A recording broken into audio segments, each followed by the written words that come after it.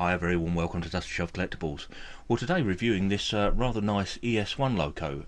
So the ES1 is an electric locomotive built for the North Eastern Railway, and this particular model is done by Heljan and was produced for Rails of Sheffield and Locomotion Models, an exclusive model to them. And I picked this up recently. Now this retails for £220. So it's an extremely expensive loco. It has to be good for that money. Now the reason I bought this is, you probably may have seen on the channel, I went up to the National Railway Museum's Shildon site recently. There's a video on the channel of me walking around and just rambling about the locos there.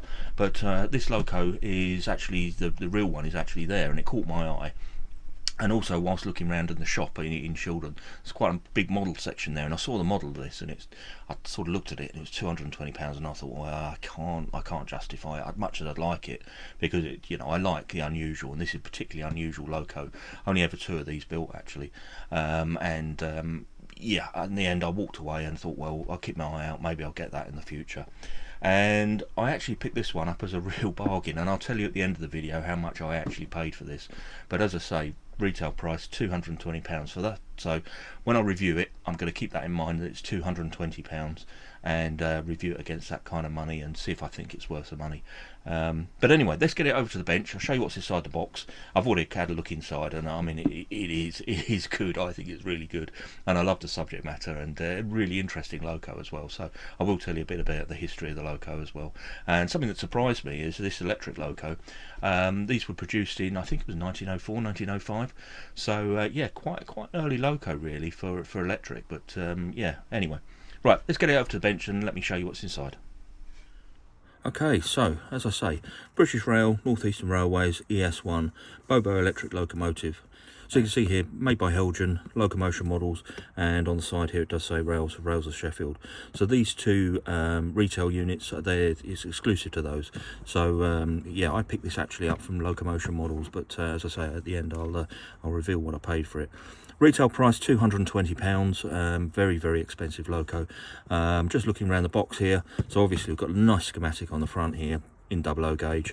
On the side, Locomotion Models, Rails, Heljan, and the front of the loco, or the rear of the loco as it may be. And on the end here we can see North Eastern Railways lined green ES1 #1. This is the museum edition, so there's 2 of these out. There's one of the back in the day, and there's one as it stands today. I wanted the one that represented what's in the museum, what I'd seen at Shildon, so I bought this particular version.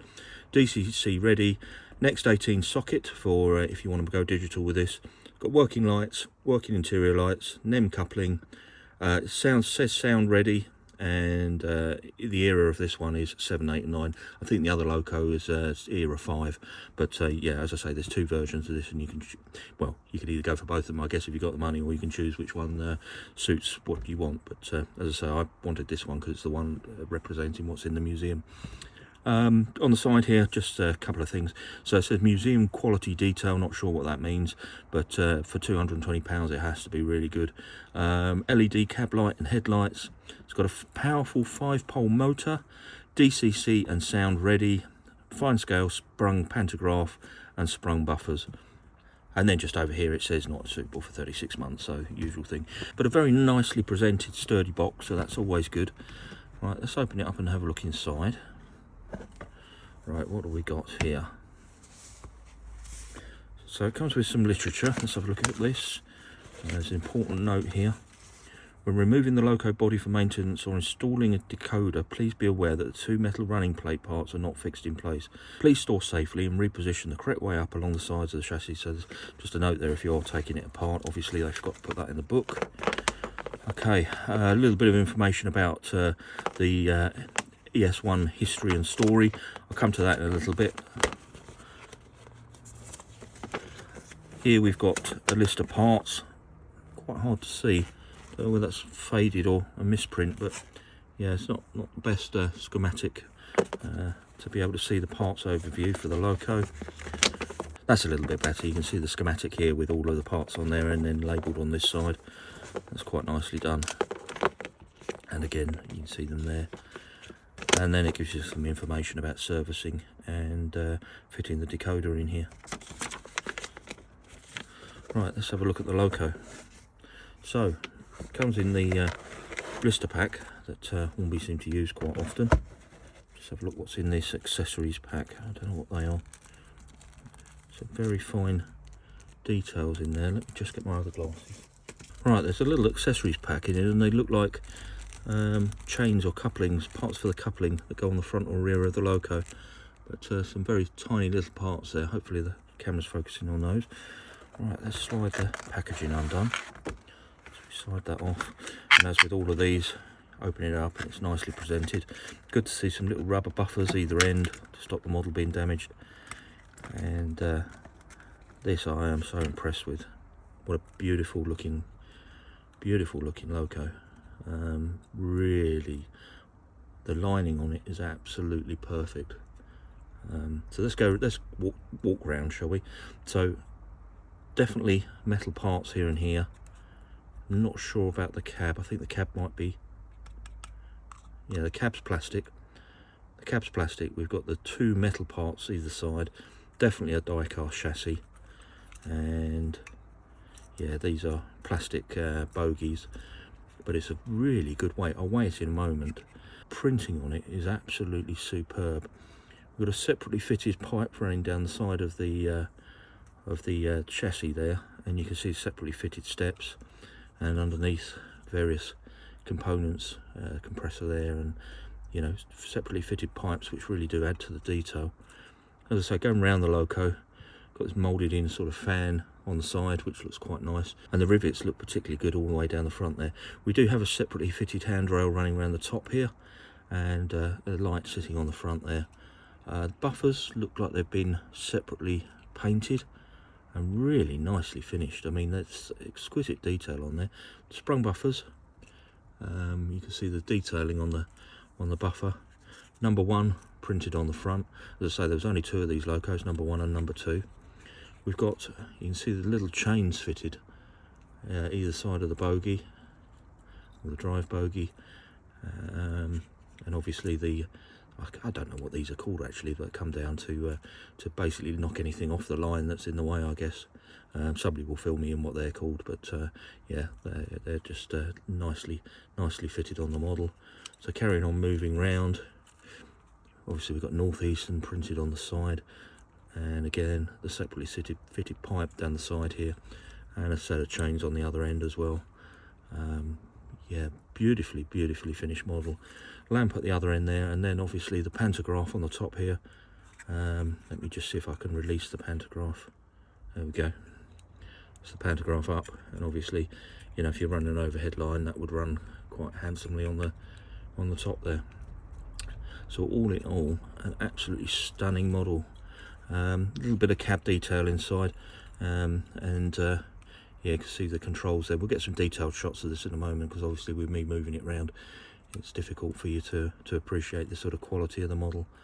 Right, so all those die-cast parts on here, let's pop it on the scale, see what it weighs.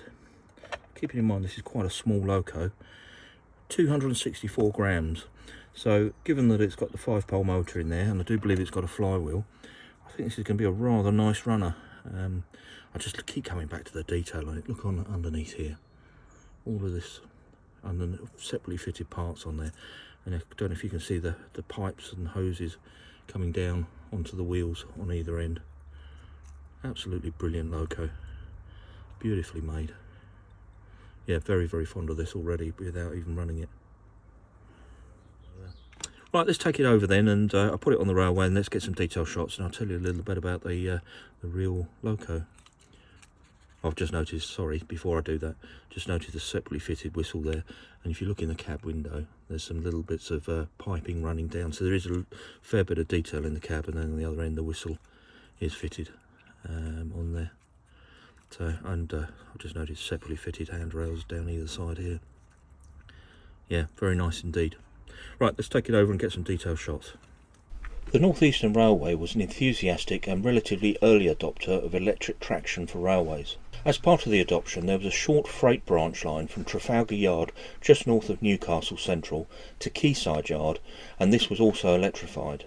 The branch line included a steep gradient where the line dropped 130 feet to the quayside in less than a mile.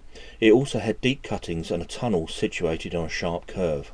Conditions for steam locomotive crews were extremely unpleasant and claustrophobic, with little or no ventilation in the tunnels to clear the smoke. As you can imagine, the amount of smoke that would be there with a loco working flat out climbing up a hill. The North Eastern Railway ordered 2 steeple cab electric locomotives built by Brush and fitted with 4 British Thomson Houston 160 horsepower traction motors. So these are not to be confused with the crocodile locomotives of mainline Europe, as I've done many times before, including the video as I walk around Children. Built in 1903 and 1904, only 2 of the class were built, and they were designated Shunting Engine Type 1 or ES1. The 2 machines were given the North Eastern Railway numbers 1 and 2. The ES1 had 2 forms of pickup. Firstly, a third rail connector shoe that was generally used on the tunnel sections of the track, and an overhead collector. Initially a bow collector mounted on the bonnet, but these were replaced in 1908 with a conventional diamond pattern pantograph on the cab roof that we see today. The ES1s were limited to 160 tons on the gradient, and for 60 years number 1 and 2 went back and forth on the branch line. The locos were renumbered a couple of times, firstly by the LNER to 6480 and 81, and then in 1946 by British Railways to 26500 and 265001. In the early 1960s they had a brief moment in the spotlight when both were repainted into the North Eastern Railway style, lined green with NER and BR crests on the cab side. By 1964 the widespread availability of diesel shunting locomotives had rendered the electric operation of the ES1s obsolete. They were withdrawn from service in September of that same year. 26500, or number 1, was preserved in the National Collection as an example of early British non-steam traction, and after many years at the National Railway Museum in York it moved over to the new museum in Shildon that, as I say, I visited the other week, and I'll just put some footage in here of the actual loco in the museum there.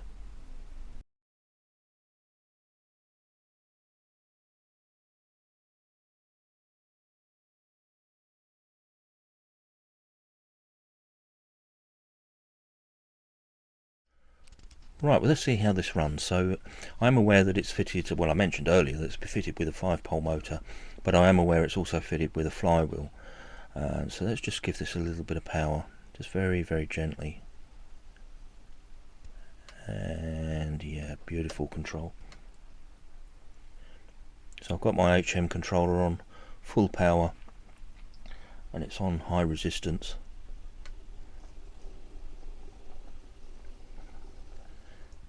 That's really, really nice movement there. Really good indeed.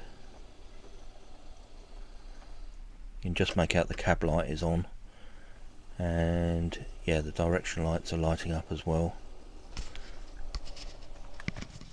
So let me just move the camera around and let's have a look to see if we can see the direction lights.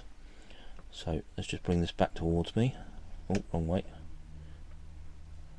You can see straight away the front light is on, and I could, as I say, I can see the cab lights with it. You know, it's probably a bit too bright in here to see it. Again, the movement is very, very nice, very smooth in control. Yeah, I'm very, very impressed with this loco. You know, it's an unusual loco. I think it's a wonderful model. Yeah, very impressed with it. Now, is it worth 220 quid? Yeah, I think it probably is, but as I say, I'll come back to that at the end. Right, well, this is probably the best way of demonstrating the directional lighting of the cab light. So this is right over the back of the layout where it's nice and dark. So coming into shot, you can see the forward light and the cab light, and then if I come back the other way, see the light go out and the light come on again. Very nice function. So smooth running. Yeah, I've become very, very fond of this model very, very quickly. Right, let's give it a run around the layout and get some speed behind it.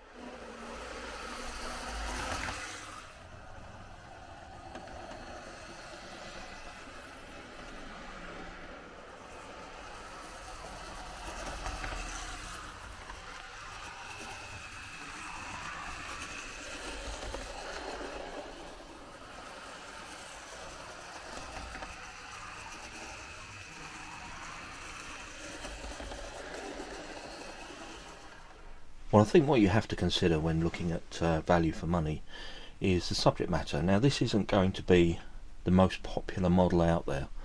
It's a bit of a niche model, a bit of a niche subject. I'm quite interested in it because I like things that are unusual. But for example, you know, if you're making a model of, let's say, the Flying Scotsman that you're going to sell in tens of thousands, then obviously your price point is a little bit different. Whereas something like this, where you're only going to sell, you know, a few models, maybe a few hundred models rather than thousands of models, obviously your price has to go up a little bit. Now, in terms of the detail and the separately fitted parts in this, I think it's an absolutely stunning model. Yeah, there's a couple of little areas, but I mean, that's being really picky. I mean, I think it's beautifully decorated, beautiful printing on there. It's a fantastic runner. I've had it running round for probably about an hour now, and hasn't missed a beat. No problems at all across any of the points, and yeah, just a really pleasant experience and a pleasant runner. So is it worth £220? I think probably yes, and I think I probably would have bought one of these regardless of the price at some point. Once if I ever got some money, I would have bought one of these because it's such a stunning model. And I've had a look this afternoon, and this is actually advertised at Rails of Sheffield for £175 at the moment. So yeah, that's even more of a bargain than the 220. Now, I did promise you I would actually tell you what I paid for this. So you've probably seen the video. I was at the London Festival of Model Making, and Locomotion Models were there with their stand, and they had this particular model on special for £99. And I promise you, for £99, this is absolutely amazing value. Absolutely amazing value. And yeah, well, thank you to Locomotion Models. I mean, to provide something like this as a special at the show, yeah, really made my day. And it is an absolutely stunning example. So as I say, if you want one of these, I mean, I don't know whether they'll ever run that promotion again. I mean, it was a one-off, and they certainly sold out on the day that I was there very quickly. But if you do want one of these, I mean, as I say, Rails have got them at the moment for £175.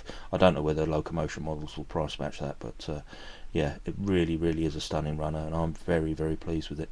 Anyway, with that, I'm going to wrap this one up. If you enjoyed the video, please do give it a thumbs up, and as always, if you wouldn't mind checking out the other videos on the channel, if you can subscribe, you'd be doing me a really big favour. Really makes my day to see new subscribers on the channel, and makes all the effort worthwhile.